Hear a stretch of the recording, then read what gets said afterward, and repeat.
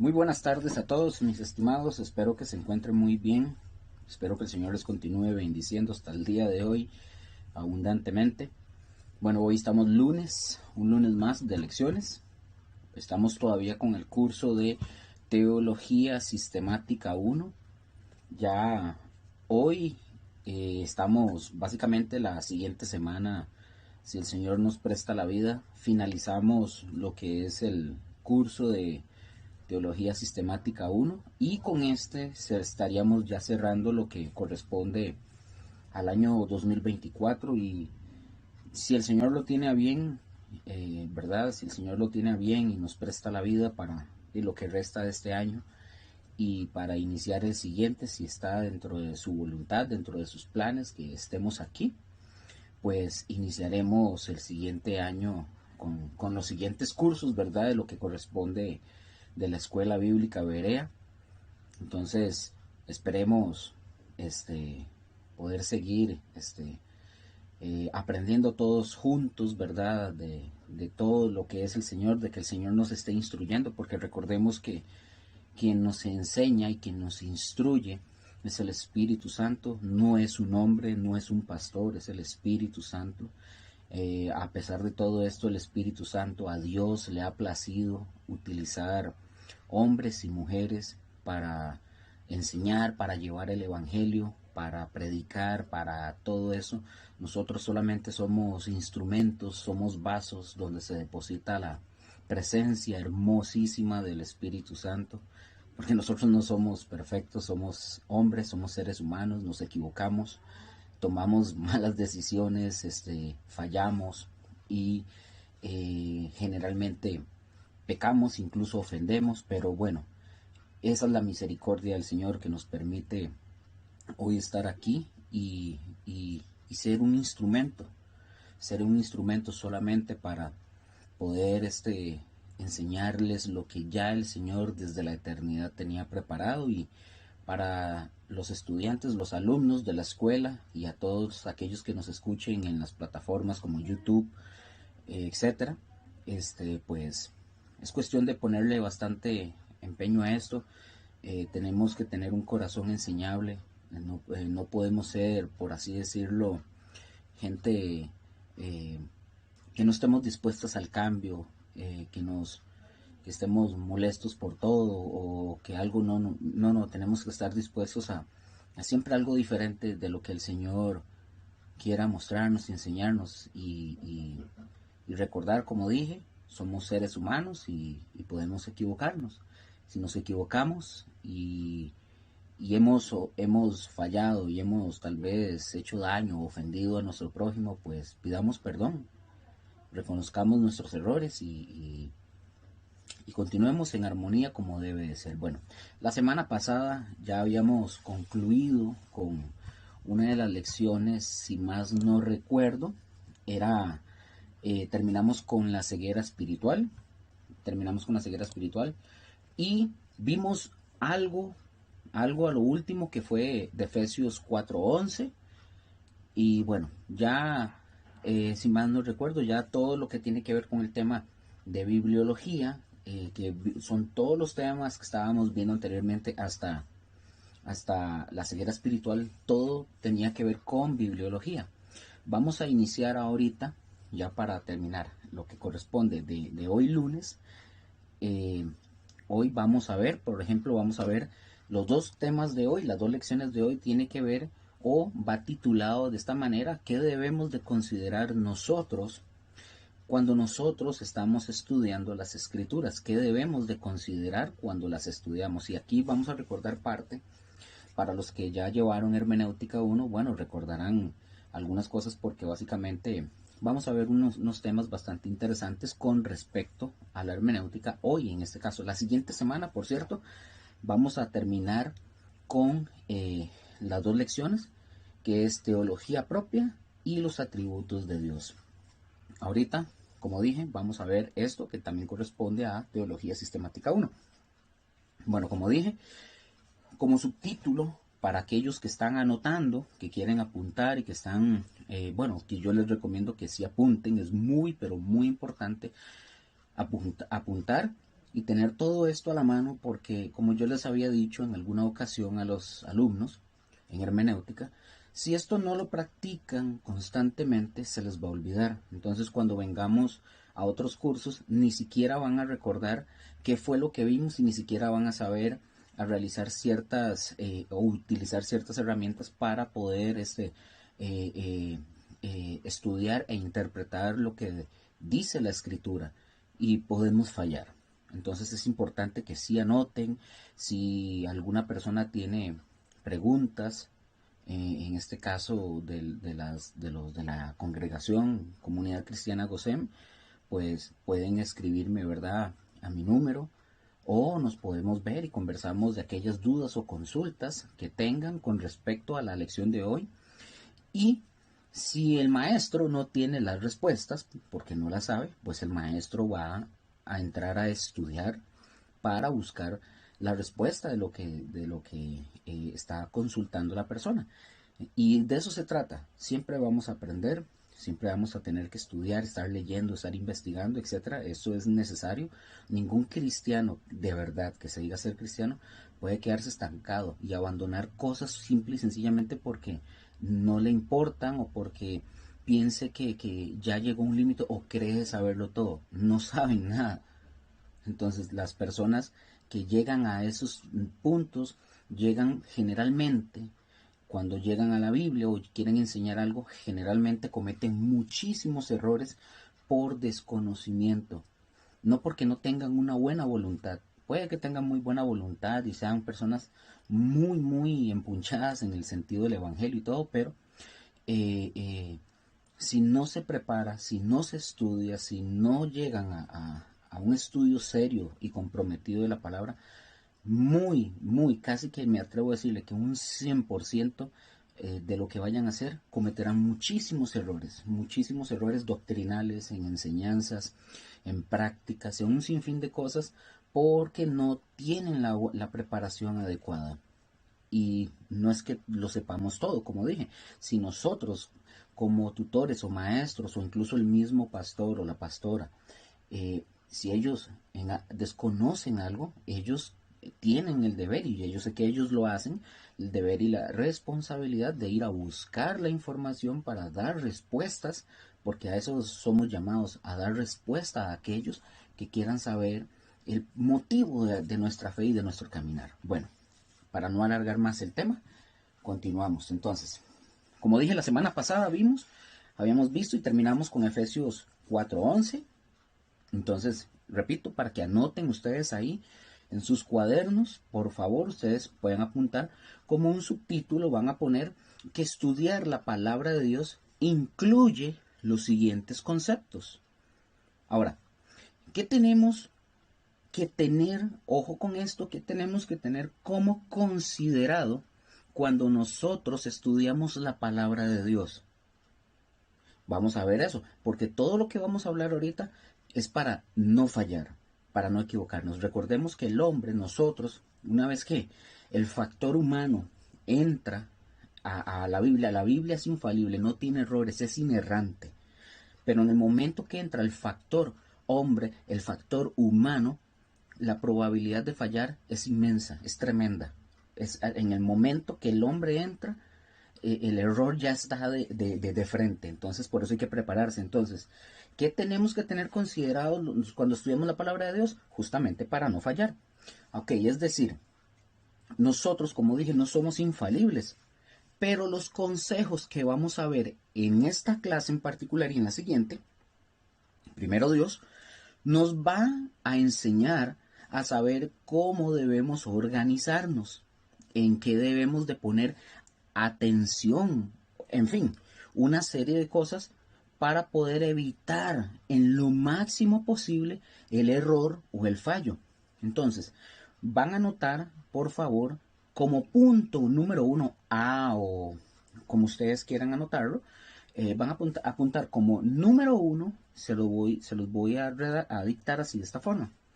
Punto número uno, estudiar significa que tenemos que entender cada palabra en su sentido gramatical histórico.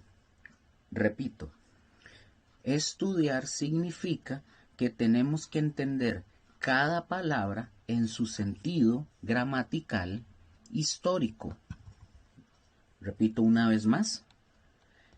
Estudiar, punto 1, estudiar significa que tenemos que entender cada palabra en su sentido gramatical histórico. Aquí vamos a ver cosas que corresponden también a hermenéutica. No es hermenéutica como tal en su totalidad, pero vienen cosas. Entonces, para los que ya llevaron hermenéutica 1, van a entender ciertas cosas. Ya para el siguiente año, si el Señor lo permite, que vamos para hermenéutica 2, vamos a ver más claves gramaticales y un sinfín de cosas que son muy importantes. Pero ahorita, por lo menos aquí, entender ciertas cosas.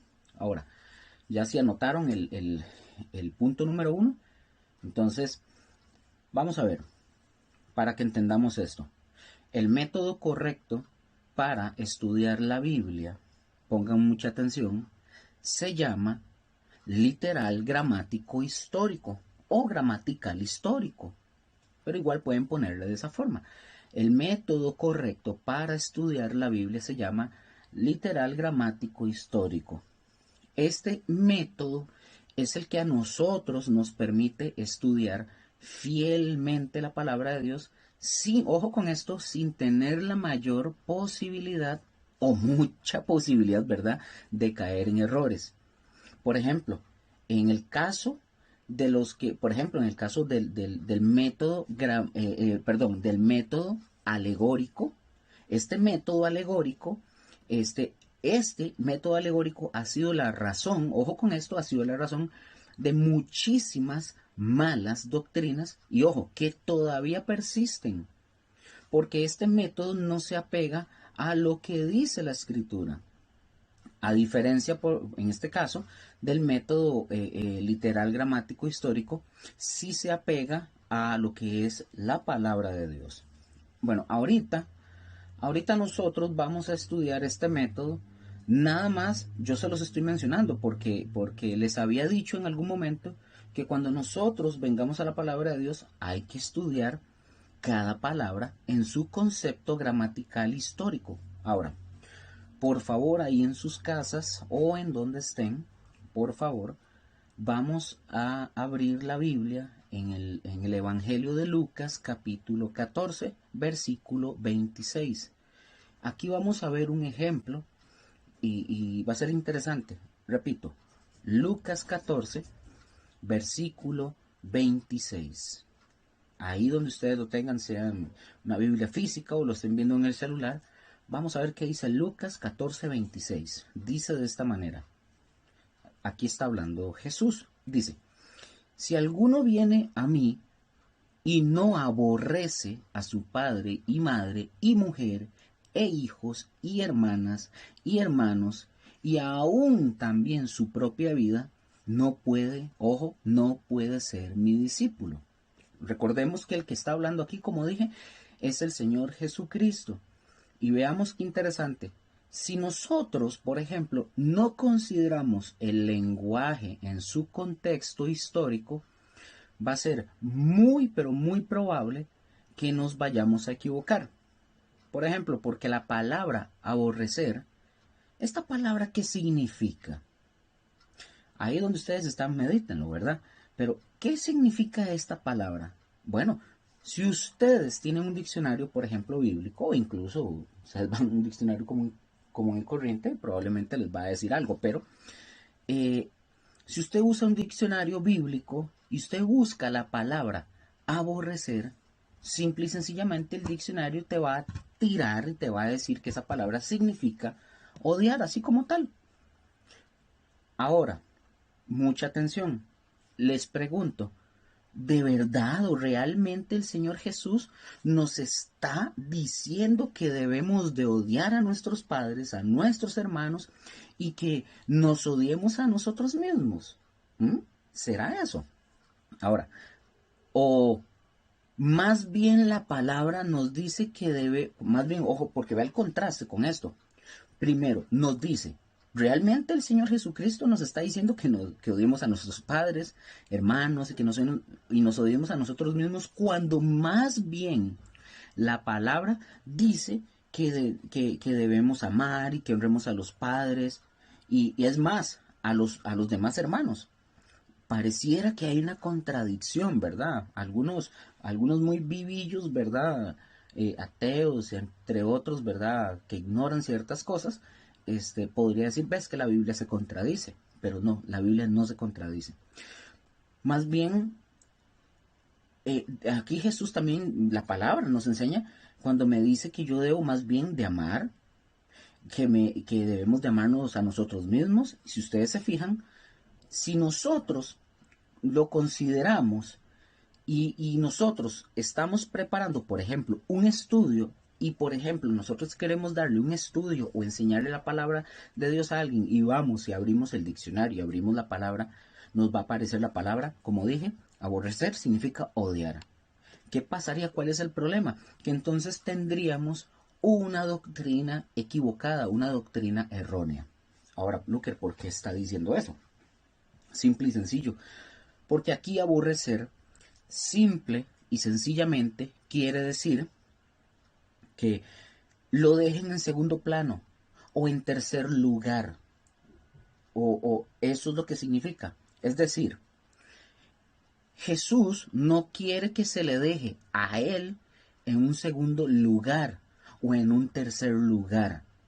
Jesús quiere ser el más importante, es decir, cuando nos está diciendo la palabra, si alguno viene a mí, Jesús está diciendo, si alguno de ustedes viene a mí y no, y no, y no ama menos a su padre, en el sentido, no que usted no lo ame, sino de que si alguno tiene, por así decirlo, tiene en primer lugar a su padre, o en primer lugar a su madre, o en primer lugar a mujer, hijos y hermanas, y si tiene aún su propia vida en primer lugar, dice Jesús, no puede ser mi discípulo, porque para poder ser discípulo de Jesús, tiene que ser Cristo el primero y el único, pero en ningún momento dice que debemos de odiar y pelearnos con nuestros padres y abandonarlos y nuestras esposas y eso. No, no dice eso. Vamos a seguir viendo porque algunos se pueden quedar, se les puede hacer un cortocircuito, entonces por aquello voy a avanzar. Ahora, dije que él no quiere que se le deje en segundo o en tercer lugar. Él quiere ser el más importante. Yo quiero que esto a ustedes, por favor, les quede bien grabado, porque esto tiene que ver con doctrinas y vamos a ver más adelante, obviamente con doctrinas, por ejemplo, las doctrinas reformadas, doctrinas calvinistas, y por qué caen en errores tan graves. Y es por esto que no interpretan la palabra en su sentido gramatical histórico. Y si nos vamos a ver, y si nos vamos a encontrar, y sí, perdón con eso, pero sí nos vamos a encontrar con muchas palabras en el Nuevo Testamento que no son, ojo con esto, lo que significan hoy, eran otra cosa. Incluso los traductores pudieron haber puesto esa palabra, pusieron la palabra aborrecer y la pudieron haber puesto de otra forma. Bueno, en fin, lo pudieron haber puesto de otra forma. Bueno, puede ser, pero también por muchas causas. Lo que nosotros tenemos que hacer es estudiar cada palabra. Si realmente nosotros, ustedes y yo estamos queriendo enseñar lo más fielmente posible la Biblia, es de ella hay que estudiar cada palabra para ver qué es lo que significa realmente. Hasta ahí el punto número 1. Ahora, punto número 2. O el B. Se lo voy a repetir 3 veces para que los puedan anotar. Dice, punto 2. Recordar que debemos tener presente las figuras del lenguaje, ya que detrás de cada figura hay un significado claro. Repito, recordar que debemos tener presente las figuras del lenguaje, ya que detrás de cada figura hay un significado claro. Repito una vez más, recordar que debemos tener presente las figuras del lenguaje, ya que detrás de cada figura hay un significado claro. Ahora, ¿qué es esto de figuras del lenguaje? ¿Qué es eso? Bueno, todos nosotros, ustedes, y yo y todo el mundo, a veces incluso sin saberlo, nosotros utilizamos figuras de lenguaje o figuras retóricas. Esto, esto quiere decir que hablamos en cierto modo, en cierta manera. Nuestras palabras a veces, o la gran mayoría de veces, no significan realmente lo que estamos diciendo, o de alguna manera, por ejemplo, nosotros vivimos, por ejemplo, en mi caso, yo vivo en Guadalupe, o algunos viven en Desamparados, otros viven en Puriscal, otros viven en Limón, etcétera. Bueno, en fin, la gente de Costa Rica. Nosotros tenemos la noción de ciertas expresiones que nosotros utilizamos. Voy a poner un ejemplo. Vamos a ver. Si yo le digo a una persona que vive en algún lugar muy lejos y que tal vez no sabe ciertas palabras, ciertas expresiones, ciertas frases, digamos que yo voy y le digo a esa persona, mire, voy a ir a la fiscalía, voy a ir a levantar un acta, ¿verdad? Si yo digo eso, ustedes entienden lo que yo estoy diciendo. Creo que aquí por lo menos la mayoría podemos entender a lo que yo me estoy refiriendo.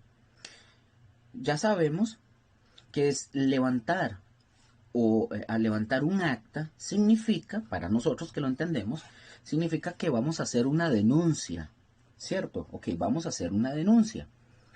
Pero si alguien, un ejemplo, esto es un ejemplo muy exagerado, pero si alguien que no está acostumbrado a este tipo de lenguaje, digamos el lenguaje así como de forma legal, por hablarlo así, y no está acostumbrado a estas figuras de lenguaje, a nuestra retórica, esta persona podría decir, qué bruto este tonto de Luker, porque va a tener que ir hasta San José, ¿por qué no llama a una persona y que mejor alguien se la levante?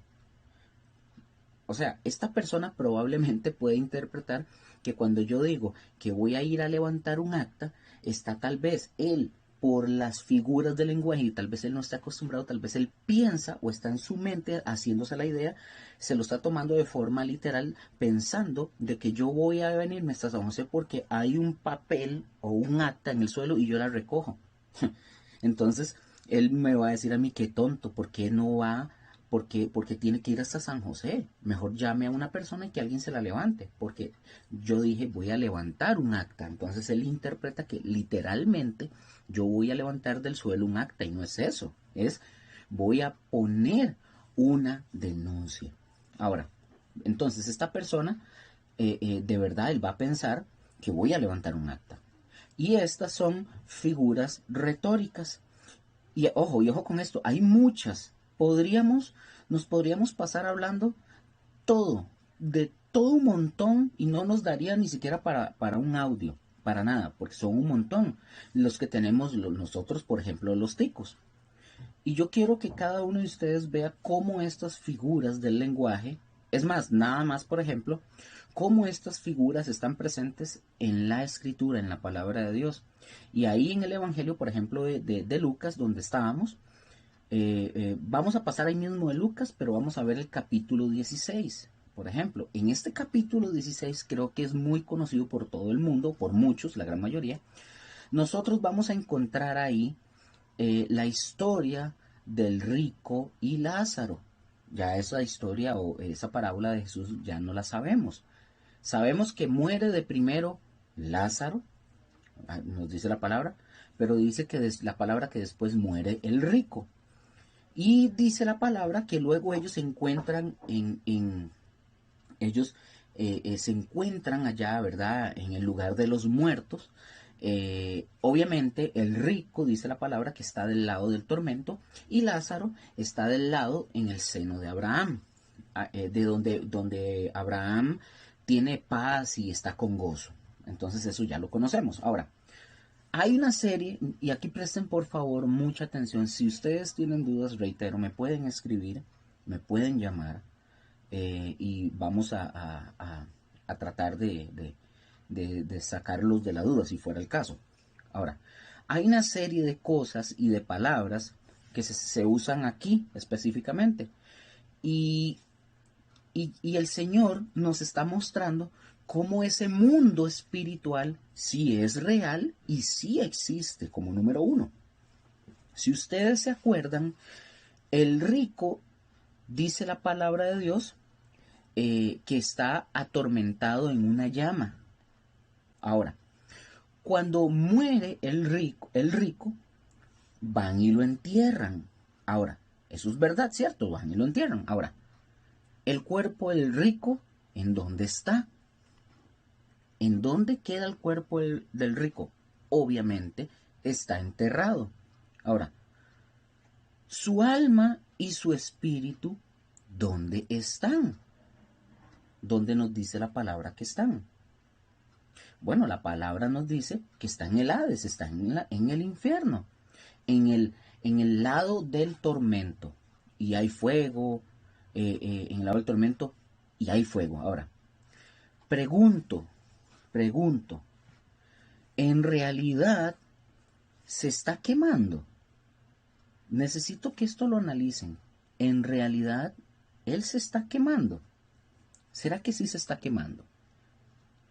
Piensen bien, mediten bien esto, porque algunos me dirán, sí, sí se está quemando porque la palabra dice que ahí está atormentado en una llama.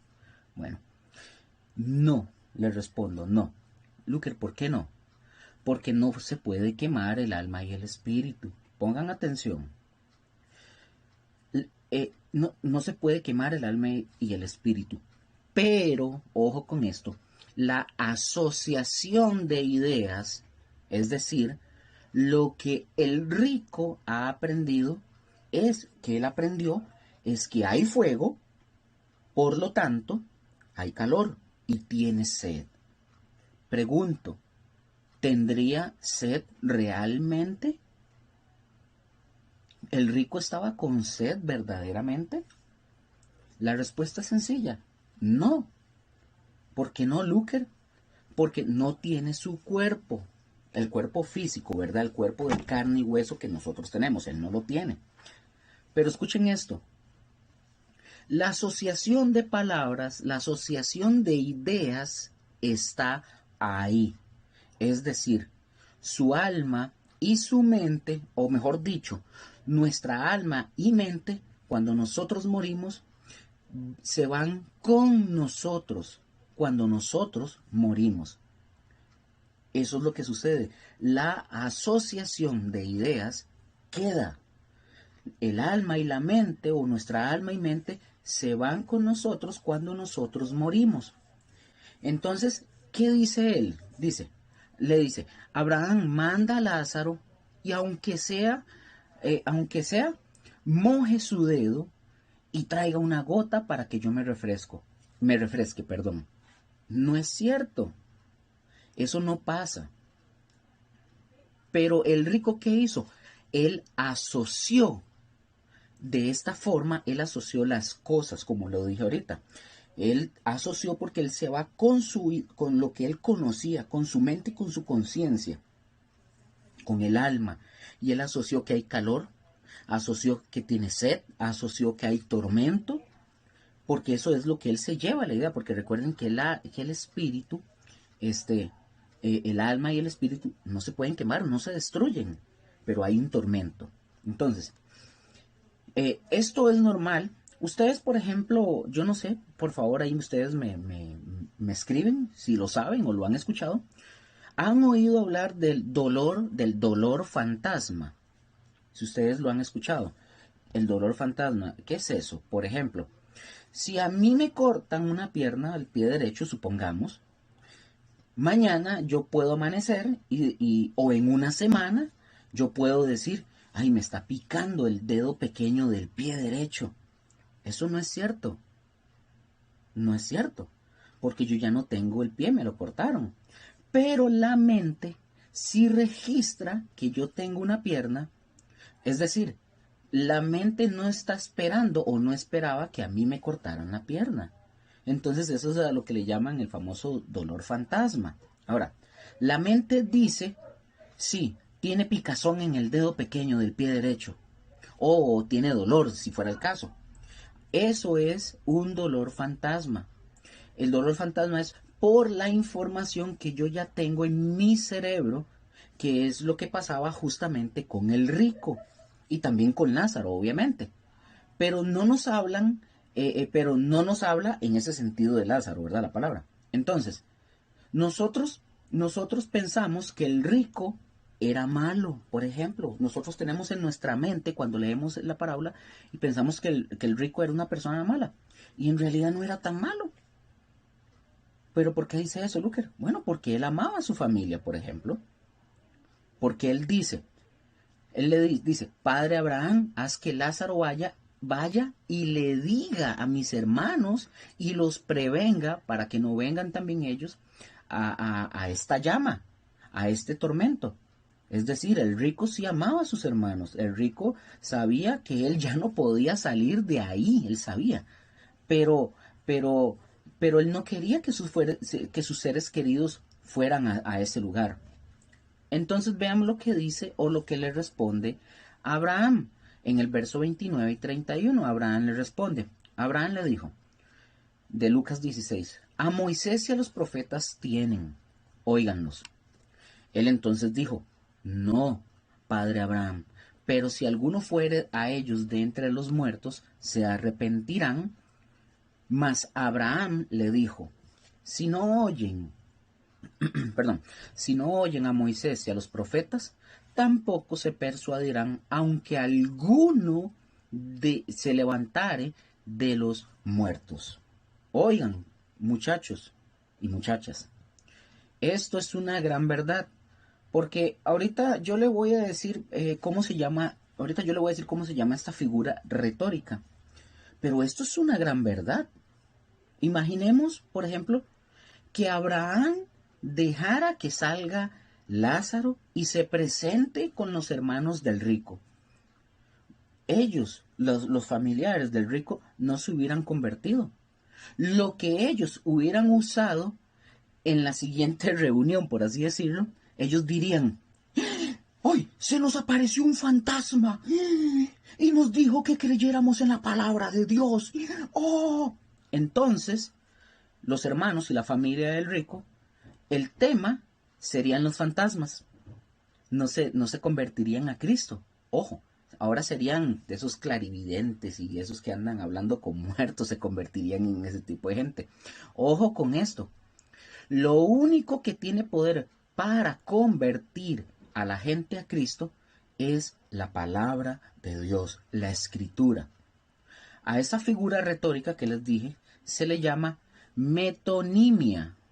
Se las voy a deletrear para que la apunten. Esta figura retórica es metonimia. M-E-T, T de tomate, O-N-I-M-I y al final una A. Metonimia. Este es el nombre técnico para esta expresión cuando dice, o cuando dice la palabra, a Moisés y a los profetas tienen. Esa es la figura retórica. ¿Esto qué es? Es usar, ojo con esto, es usar el nombre de una cosa por un todo, en el cual hay una relación. Si yo les digo, por ejemplo, a ustedes, Moisés y los profetas, ¿ustedes en qué piensan? ¿Ustedes qué se imaginan? Ustedes, no sé, ¿qué piensan cuando yo les digo Moisés y los profetas? Muy probablemente ustedes van a decir o piensan en los que están en la Biblia. Pues no es cierto. Bueno, eso es a lo que se le llama metonimia. Nosotros, acuérdense que tenemos que entender que hay figuras retóricas en la escritura que nos enseñan y nos dicen muchísimas cosas. Pero ojo con esto. Esto es una de las figuras, pero en la Biblia tenemos que tener presente que hay bromas, hay adivinanzas, hay ironías, hay sarcasmo, hay parábolas, en fin. Hay una serie de figuras porque Dios permitió y cuando Dios usó a los que escribieron la palabra de Dios, A los que escribieron la Biblia, Dios les permitió a ellos que ellos usaran la forma del lenguaje. Dios lo permitió. Es decir, esto no es algo nuevo, esto no es nuevo. Si ustedes y yo vamos a la literatura secular, a cualquier libro, incluso secular, el libro que usted compre o que yo compre tiene figuras de lenguaje. Y nosotros las captamos súper bien, así al instante. Por ejemplo, hay simbolismos en la escritura, en la palabra de Dios, hay simbolismos. Y nosotros las captamos muy bien. Y esto se nos queda a nosotros tan grabado que por eso, o mejor dicho, Dios permitió que los escritores usaran estas figuras de lenguaje. Por ejemplo, alguna vez yo no sé si se los dije, pensemos en Isaías. Es un hombre súper ilustrado, muy ilustrado, un hombre muy preparado. Veamos, por ejemplo, su escritura. 66 capítulos, en eso se dividió el escrito de Isaías. Ahora, Isaías es muy rico en figuras. Oigan esto, en Inglaterra, por ejemplo, si ustedes quieren ir a estudiar letras, cuando usted va a estudiar letras allá en Inglaterra, los ponen o tienen que estudiar Isaías, porque Isaías está lleno de figuras retóricas, repleto, muy, muy rico es en figuras, de figuras retóricas, Isaías.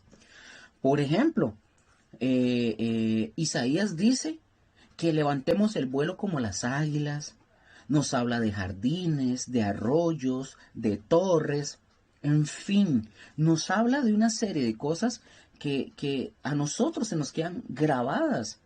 Y esas figuras de lenguaje que se usa en toda la literatura también están ahí en la palabra de Dios, en la Biblia. Entonces, nosotros tenemos que considerar, repito, para poder entender lo que dice la palabra de Dios y poderla enseñar.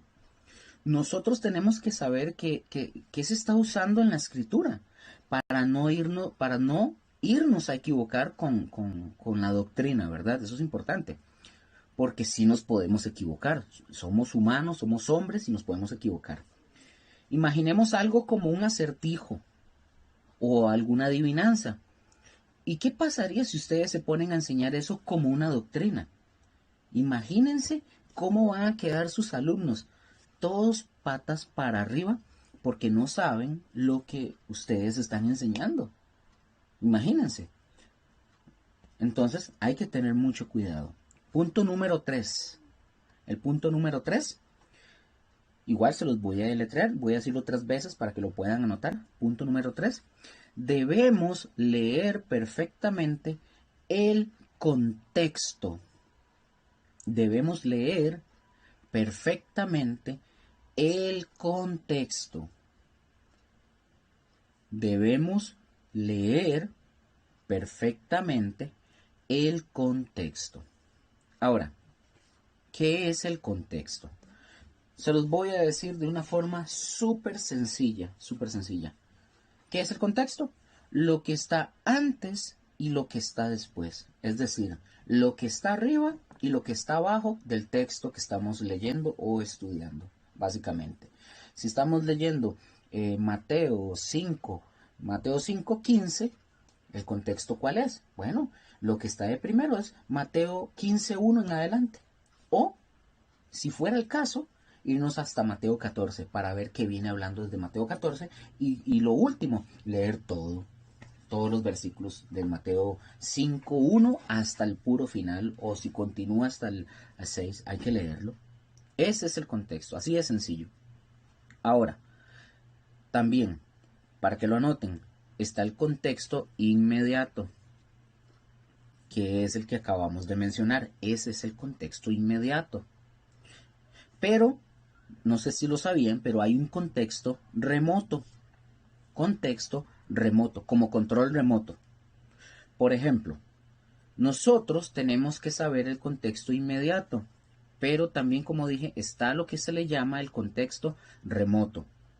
Yo no puedo enseñar nada si eso que yo estoy enseñando no está respaldado por el contexto remoto. Es decir, que lo que yo estoy enseñando tiene que estar respaldado o tiene que ser respaldado por lo que dice el Antiguo Testamento. Vamos a ver, el contexto remoto es el que está más lejos. Incluso cuando se enseña, yo digo que veamos el contexto inmediato. Ahora, pero también está el contexto mediato y el contexto remoto. Repito, está el contexto inmediato, contexto mediato y contexto remoto. Ahora, aunque la palabra mediático se usa hoy en nuestra época, en nuestro tiempo, para hablar de noticias, de cosas de televisión y de radio y cosas que tienen que ver por un tiempo, cabe mencionar o cabe también usar el contexto mediático. Por ejemplo, voy a ir un poco lento, por ejemplo, si nosotros estamos enseñando la carta de Santiago, supongamos, el contexto inmediato de Santiago, ¿cuál sería? Todo lo que dice Santiago. Ese es el contexto. Si yo estoy estudiando el contexto inmediato, ¿qué es lo que dice Santiago? Pues lo que dice Santiago es todo el contexto inmediato. Y si estoy leyendo Santiago 1, del 1 hasta el capítulo 2, yo tengo que ver todo el contexto inmediato. Ahora, el contexto mediato. Para mí, ¿qué es el contexto mediato? Lo que dice el Nuevo Testamento o todo lo que dice el Nuevo Testamento. A ver, si yo lo que estoy enseñando de Santiago, yo tengo que irme al contexto mediato que sería el Nuevo Testamento para saber si lo que yo estoy enseñando está respaldado por el Nuevo Testamento. Ahí espero haberme dado a entender el contexto inmediato. Si estoy en Santiago, estoy poniendo el ejemplo. Si yo estoy y quiero saber el contexto inmediato de lo que está hablando Santiago, yo tengo que leer todo Santiago. Pero si quiero saber el contexto mediato de lo que estoy estudiando de Santiago, y quiero saber el contexto mediato, tengo que ver lo que dice el Nuevo Testamento en general. Ahora, si estoy estudiando Santiago y quiero conocer el contexto remoto, ¿a dónde me tengo que ir para estudiar el contexto remoto de Santiago? Para saber si lo que yo estoy enseñando lo respalda la Biblia. El contexto remoto es el Antiguo Testamento, es lo que está más lejos para ver si lo que yo estoy enseñando concuerda, porque es la palabra de Dios. Ahorita vamos a ver diferencias, porque sí las hay, pero es la palabra de Dios. Y ojo, yo tengo que enseñar lo que dice Dios, porque no hay dos dioses, como se decía antiguamente en el principio de la iglesia. Ojo, para el tercer siglo hubo alguien que enseñó, ojo con esto, alguien que enseñó que el Dios del Antiguo Testamento no es el mismo Dios del Nuevo Testamento. Entonces tenemos que tener cuidado con ese tipo de cosas. Nosotros tenemos que saber de lo que enseñamos. Está comprendido, por ejemplo, en la escritura de manera, por decir de alguna forma, de manera positiva, para poder enseñarlo y que ustedes y yo lo aprendamos. Dijimos que debemos de leer el título de ese tercer punto, que debemos de leer perfectamente el contexto en que un versículo o pasaje aparezca, porque de esa manera nosotros vamos o tendremos más luz para poder entender el significado. Recordemos que sacar un versículo de su contexto es un pretexto para manipular. Es decir, todas las personas que sacan el versículo o las palabras, porque hasta una sola palabra la pueden sacar del contexto, es para manipular, no es para otra cosa. Realmente estas personas no están queriendo enseñar con limpieza y con pureza de corazón, están manipulando. Por ejemplo, uno de los grandes, no voy a decir quién es, obviamente, uno de los grandes predicadores, ve, y lo digo con ironía, así, entre comillas, mejor dicho, uno de los grandes predicadores de la televisión reconocido, estoy seguro que ustedes incluso los han escuchado, que andan en esta onda de la televisión cristiana, que por cierto a mí no me parece. Un día en ese canal, en el canal cristiano, que ustedes ya conocen, yo vi a este personaje y escuché y vi lo que estaba diciendo. Este hombre estaba empezando una predicación y él estaba utilizando un pasaje de Isaías y principalmente, no recuerdo bien cuál era, pero sobre todo un versículo, y él estaba diciendo que lo que él decía era la purititica verdad y que lo iba a comprobar con la Biblia. Yo me senté y hago ya no suave, yo voy a ver qué está diciendo, me traje la Biblia, lo mío y todo, ¿verdad? Bueno, en fin. Este hombre él decía que todos los habitantes de lo que es Israel en Palestina, en la Palestina antigua, que todos eran gigantes. Él decía que eso ya estaba probado, que estaba súper probado. Y él usaba un versículo de Isaías para decir, él decía, y Dios dice que a ellos no los van a asustar nunca, que decía el texto bíblico. Bueno, ¿qué hice? Traje la Biblia, me traje varias cosillas y empecé a revisar lo que él estaba diciendo. Oigan, nunca probó lo que él estaba diciendo o afirmando.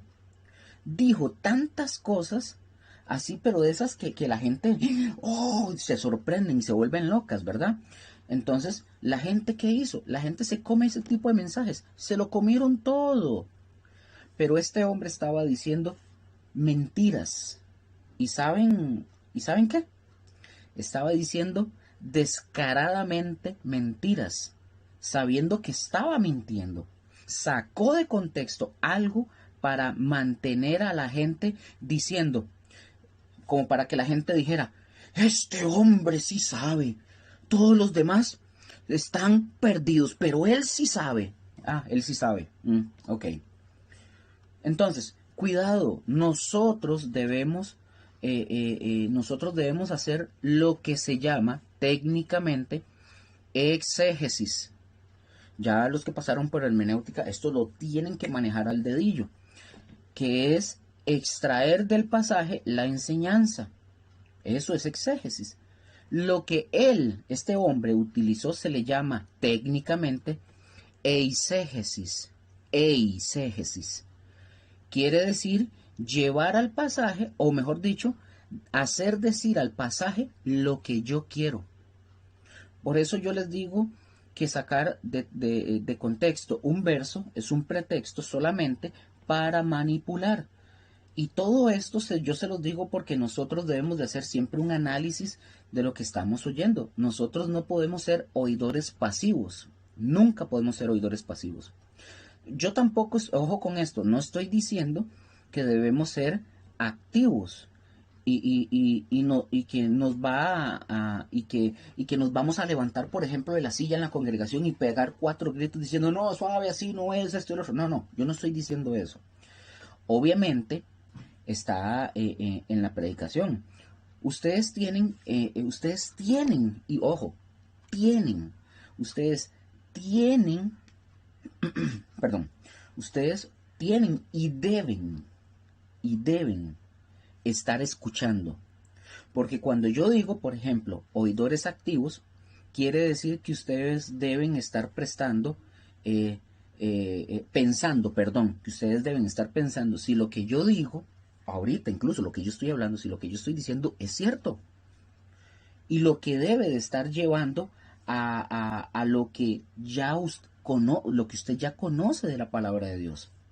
Eso es ser un oidor activo. Un error tremendo es únicamente que ustedes estén escuchando lo que yo les estoy diciendo y ustedes estén diciendo, ay, gloria a Dios, bendito sea el Señor. Eso, y ser un televidente es lo mismo. Es lo mismo. La televisión, ¿por qué es mala? ¿Por qué no es bueno verla tanto? Porque ver tanta televisión no nos deja pensar, porque ellos en la televisión te están diciendo o nos están diciendo lo que ellos quieren que nosotros hagamos. Un ejemplo, vean los anuncios. Coca-Cola, toma Coca-Cola, eso toma la gente feliz. Vayan, o los otros anuncios, vayan y compren cigarros. Los guapos fuman cigarros. O las mujeres guapas toman birra. Ya la gente está ahí asimilando todo lo que la televisión dice. Ustedes no sé si saben, pero a la televisión le llaman la cajita idiota. Pero la verdad, los babosos, y con todo respeto lo digo, los babosos son los que están viendo la televisión. Ahora, yo no estoy diciendo que no vean televisión, yo también veo tele, pero nunca debemos ser oidores pasivos. Es decir, viendo televisión o escuchando cualquier cosa de forma pasiva. Nosotros debemos estar haciendo juicios, porque eso es lo que nos quieren ellos quitar a nosotros, nos quieren quitar el que nosotros pensemos, que usemos el cerebro, que solamente podemos hacer lo que ellos nos dicen. Por ejemplo, los predicadores, manipuladores, eso es lo que no, le están quitando a la gente. Les están diciendo que piensen, no los están ayudando a pensar. Les están diciendo que piensen, que lo acepten todo lo que ellos dicen, porque ellos son el predicador y el ungido de Dios. Eso es lo que ellos dicen. Tengan muchísimo cuidado con eso. Mucho, mucho cuidado. Hay que tener cuidado con eso. En una ocasión, chicos, una persona de una congregación, es una persona de estos que admira el canal cristiano, de esos defensores del canal cristiano. Llegó y le comentó de un predicador a un amigo pastor. Y él le decía al pastor, ese admirador, le decía que el fulano que sale en la televisión es súper admirable, que es carguísima. Hasta que un día el pastor le dijo a esta persona, le dijo que le trajera uno de esos videos de ese pastor que él tanto admira, para escuchar una de sus predicaciones. Bueno, este hombre fue, grabó una de sus predicaciones, se la trajo al pastor, el pastor se puso a verla y escucharla, y el pastor en 10 minutos lo apagó. Ya había escuchado todo lo que podía, ya sabía todos los errores. ¿Qué hizo? Regresó y le dijo a este hombre, y le dice, observa esto, le puso el video. Él de nuevo le dijo, observa esto, y aquello, y le empezó a observar y le dice, ahora revise todo esto, revise lo que dice la escritura. ¿Saben qué le pasó a ese hombre cuando vio a la luz de la escritura todos los errores de esos famosos predicadores de televisión? Se le cayó de su gracia, se le cayó del altar ese predicador. Ojo, pero en 10 minutos. Y no porque el pastor sea súper fabuloso, el que vio todos los errores. Otro tal vez pudo haberlo descubierto esos errores tal vez en 5 minutos o en menos. El problema, repito, no es cuánto tiempo tarde en ver eso. La cuestión aquí es que tenemos que oír, tenemos que juzgar. Puede ser que esta persona puede tener en su congregación, en su iglesia, puede tener 9,000, 10,000, 15,000, los que ustedes quieran. Eso no quiere decir que es un buen predicador. Eso quiere decir que mucha gente lo sigue. Por eso, por eso, a que él sea apegado a la escritura, hay un abismo de distancia. Por eso nosotros no debemos de ser pasivos, debemos de ser activos. Aquí está, por ejemplo, el hermanito Luker, ¿verdad? Que el hermanito Luker se equivoca, ¿verdad? También es un ser humano, enseñándoles a ustedes en unas clases. Y Luker es una eminencia. Entonces, como es Luker, entonces hay que escuchar sin pensar. No, para nada. No porque sea Luker, no porque sea Luker, porque Luker se equivoca. Luker puede decir hoy una cosa y mañana puede decir otra. porque soy un hombre, me puedo equivocar. Yo me puedo descocherar, como decimos popularmente. Por eso, en el momento en el que yo estoy enseñando, ustedes pueden levantarse, ustedes pueden escribirme, ustedes pueden, cuando nos vemos, ustedes pueden hablarme y de preguntarme y decirme, Luker, eso que usted está diciendo, eso que dice la Biblia, pues no es así, no es así. Y si no es así, pues yo tengo que reconocer que eso que ustedes me están diciendo es verdad. Porque si no, entonces yo me consideraría perfecto. Y no es así. Ahora, eh, esto nos sirve. Ahora, esto nos sirve para analizar y para pensar. Lo que voy a leer a ustedes ahorita, y yo quiero que lo apunten, pero antes quiero que sepan, esto que les voy a leer viene en el catecismo de la iglesia católica, obviamente, ¿verdad? Esto es un artículo que ellos, o les voy a pedir de verdad que lo escriban, porque yo quiero que ustedes lo analicen y yo quiero que me digan en dónde se encuentra el error. Y vamos a ver otros pasajes porque los vamos a analizar.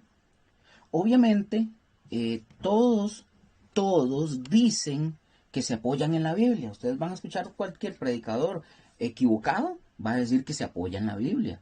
Los testigos de Jehová se apoyan en la Biblia. Los mormones se apoyan en la Biblia. Un montón de gente se apoya en la Biblia para decir un montón de cosas y ellos dicen que se apoyan en la Biblia. También en este caso los católicos. Ahora, eh, vamos a ver. Yo no he escuchado, como dije, a ningún predicador que diga, no, no, no, no, yo no me apoyo en la Biblia. Nunca, yo nunca me he escuchado a alguien que diga eso. Todos dicen, dicen que dicen la verdad. Y que esa verdad viene en la Biblia. Bueno, repito, los católicos también. Este que vamos a ver es el artículo 1031 o 1031 para los que puedan buscarlos y tienen el catecismo para que vean lo que dice. El catecismo o este artículo, el 1031, dice esto es para los chicos de la escuela Berea. Y por favor, esto sí me lo van a tener que decir para que descubran dónde está el error. Dice el artículo, la iglesia ha formulado, obviamente la iglesia católica, la iglesia ha formulado la doctrina de la fe relativa al purgatorio, sobre todo en los concilios de Florencia y de Trento. La tradición de la iglesia, haciendo referencia a ciertos textos de la escritura, por ejemplo, Primera de Corintios 3:15 y Primera de Pedro 1:7.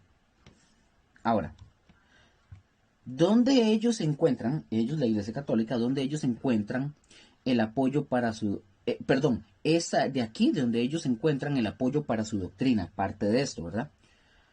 A los chicos de la escuela Berea, en este caso, los que están ahorita, que me tienen que pasar el resumen, les voy a dar la oportunidad, por favor, para que ese artículo, yo quiero que me escriban dentro o que me lo contesten a mi WhatsApp o al mismo grupo, ¿dónde están los errores?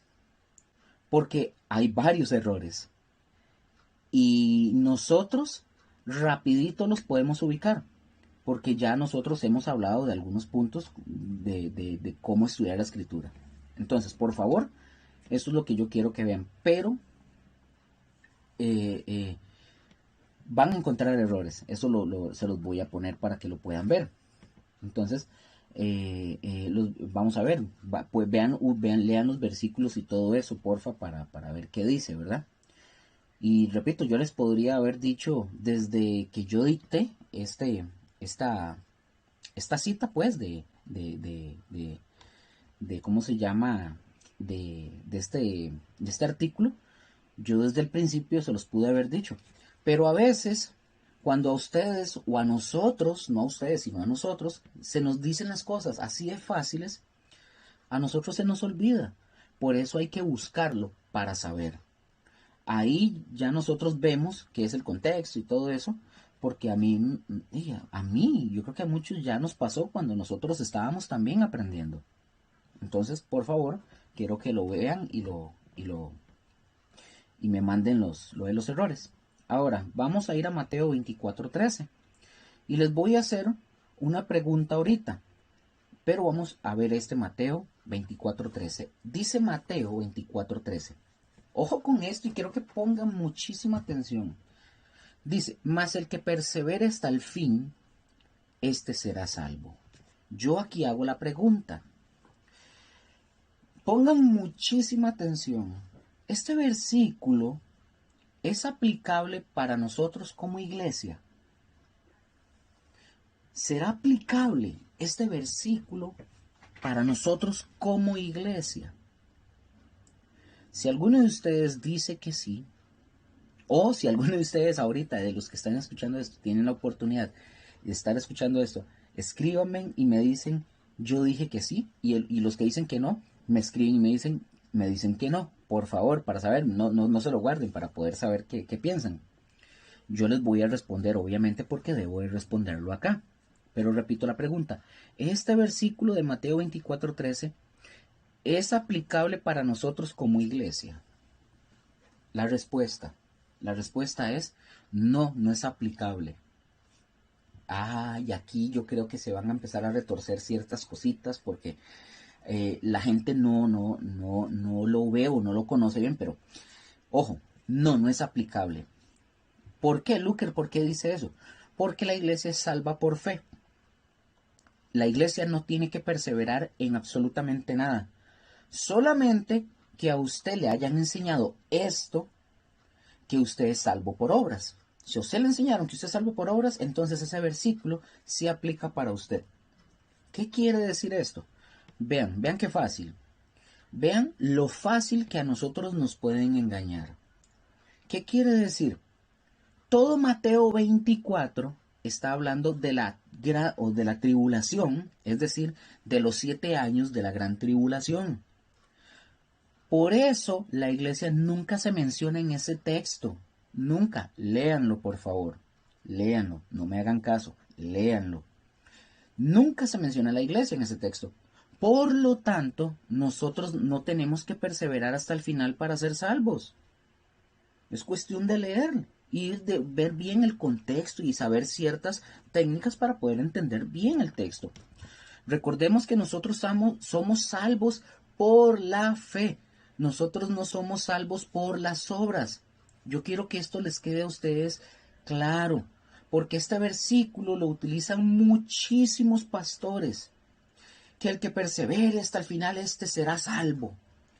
Y todo esto es que nos fijemos bien. Ustedes pueden decir, es que yo no sabía Mateo 24, yo no sabía que Mateo 24 hablaba, Luker, yo no lo sabía, yo no sabía que Mateo 24 hablaba de la tribulación. Les digo esto, no tienen por qué saber que habla de la gran tribulación. Lo que usted sí tiene que saber es simple y sencillamente que ustedes y yo somos salvos por la fe, eso es todo, por fe. Si usted es salvo por la fe, pues no dejen que no dejen que nada se les enseñe que vaya en contra de su salvación por la fe. Así es sencillo. Hay que conocer, hay que fijarse en el contexto de todo. Una anécdota. Iban dos hombres que hoy en día ya son pastores, ya son adultos mayores, muy tremendos en el Señor, una sabiduría increíble que el Señor les ha dado, que de hecho yo he aprendido mucho de ellos. Básicamente han sido uno de ellos es básicamente uno de mis maestros en todo esto. Y ojo, decía él que cuando él estaba joven, él junto con otro, eh, ellos debatían bastante con los testigos de Jehová, pero no de pelear, sino de que iban y hablaban y debatían. Entonces un día le trajeron a uno de los meros de los testigos de Jehová, esos que son como los meros, y los agarró con un versículo y los dejó volando, los dejó patinando. Estaban ellos no nuevos, pero todavía estaban en aprendizaje. Y ellos dijeron, mira, si tienen razón los testigos de Jehová tal cosa. Entonces ellos se fueron a donde su pastor, al pastor donde ellos, y le dijeron, mira, estábamos hablando con este fulano de los testigos de Jehová, nos enseñó esto en la Biblia y él tiene razón. El pastor de ellos casi les da con la Biblia en la cabeza y les dijo, ¿cómo ustedes van a hacer caso a lo que él les está diciendo? Vean, ustedes no leyeron el contexto, no leyeron lo que viene hablando la palabra. Este chaval o el testigo de Jehová solo se basó en un texto para decirles a ellos tal cosa y con eso basó su doctrina y los dejó así como deslumbrados y quedaron así como, ¿qué es esto? O sea, y el pastor le dijo, tienen que leer el contexto. Lo mismo les digo a ustedes, lean Mateo 24. La iglesia no aparece ahí. Entonces la iglesia, eso es para el periodo de los que van a estar en la parte de los 7 años de la tribulación. La iglesia no se menciona. La iglesia no tiene que perseverar en obras. Los que van a ser salvos en ese periodo de la gran tribulación, sí, ahí sí, no me voy a desviar del tema, ahí sí van a tener que hacer obras para poder ser salvos. ¿Cuáles obras? Su vida. Ahí sí tiene que ser una demostración con obras de eso, porque si no lo hacen ahorita, que es por fe, por gracia, por la fe que somos salvos, y en el periodo de la gran tribulación la gente que quede no demuestra con su vida, por medio de las obras de entregar su vida, no va a ser salvo. Por eso dice que el texto nos dice, más el que persevera hasta el fin, este será salvo. La iglesia no tiene que perseverar. La iglesia es salva por la fe y la iglesia no va a estar ya en ese periodo. Recordemos eso. Ay, bueno, vamos a ver, vamos a continuar para no atrasarme más. Entonces, repito, si ustedes son salvos por la fe, no dejen que nada se les enseñe que vaya en contra de la salvación por fe. Así es simple.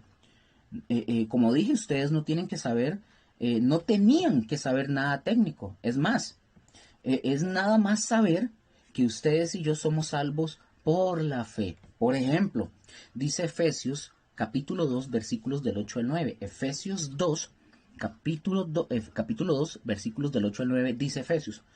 Porque por gracia sois salvos por medio de la fe, y esto no de vosotros, pues es don de Dios, no por obras, para que nadie se gloríe.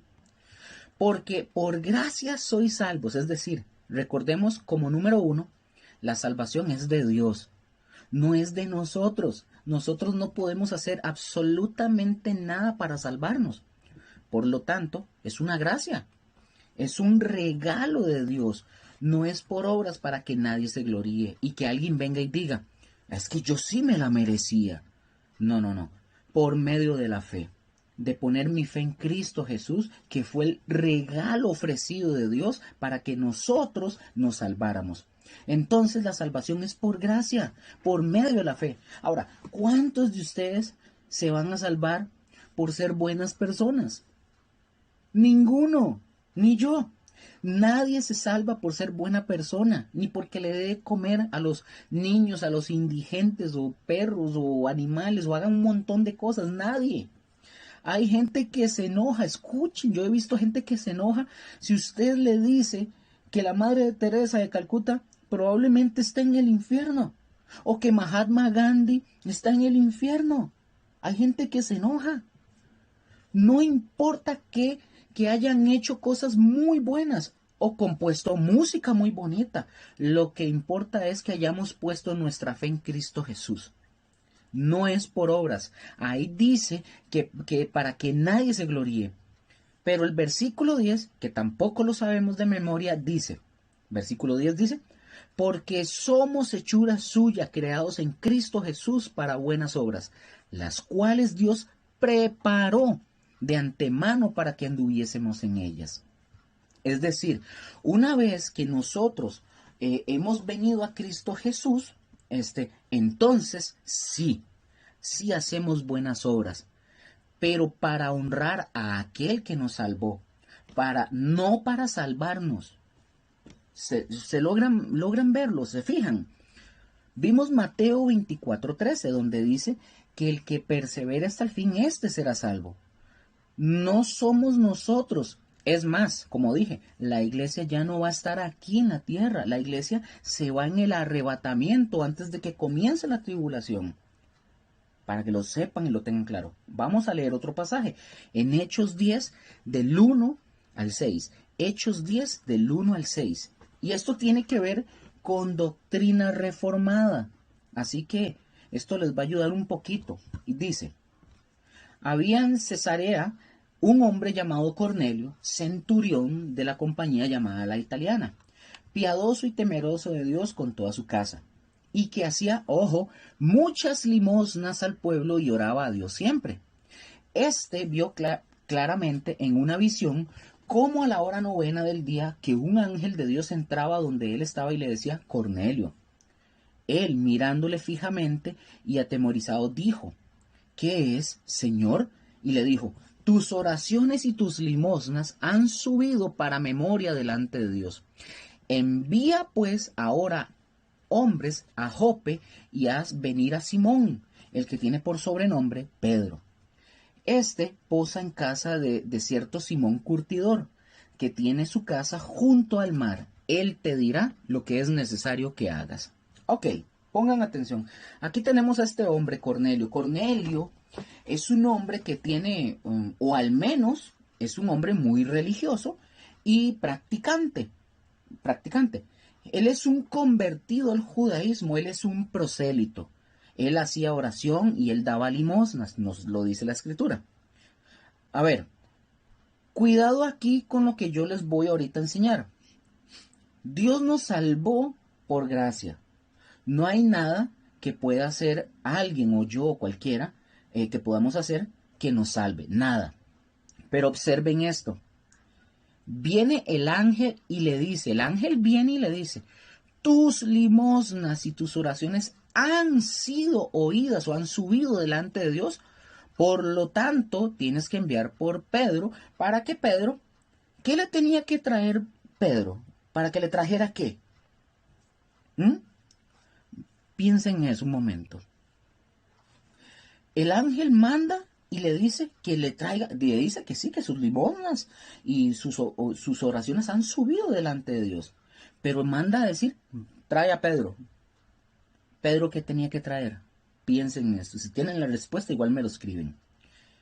Pedro venía a traer el mensaje del evangelio de salvación. Salvación por fe. Y dice, él te dirá qué debes hacer. ¿Se fijan cómo la escritura nos dice que Dios sí toma de cierta manera algunas cosas? ¿Lo notan?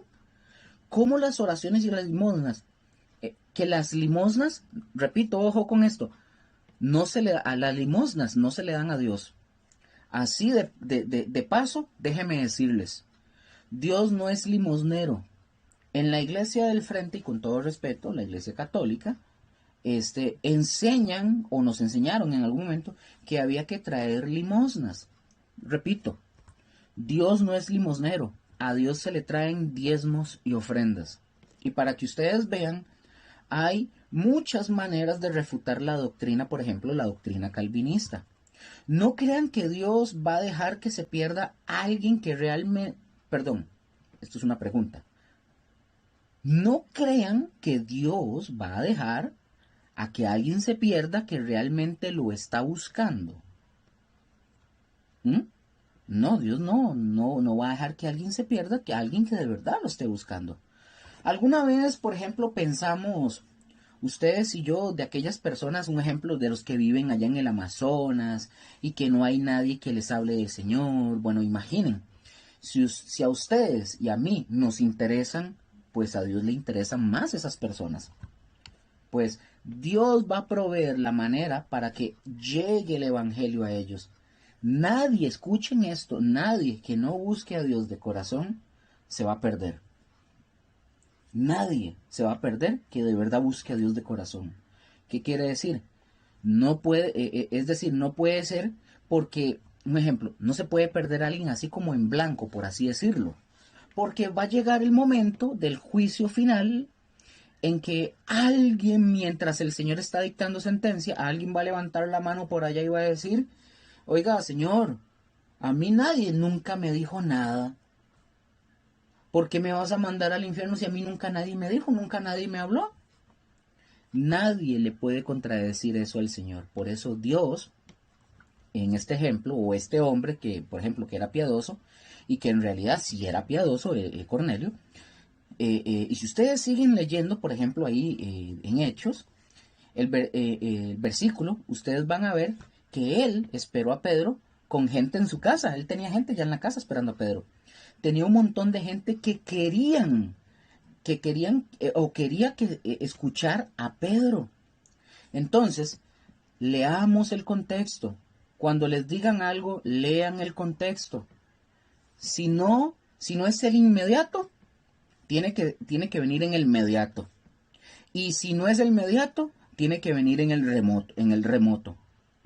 Y todo tiene que estar de acuerdo con la palabra de Dios.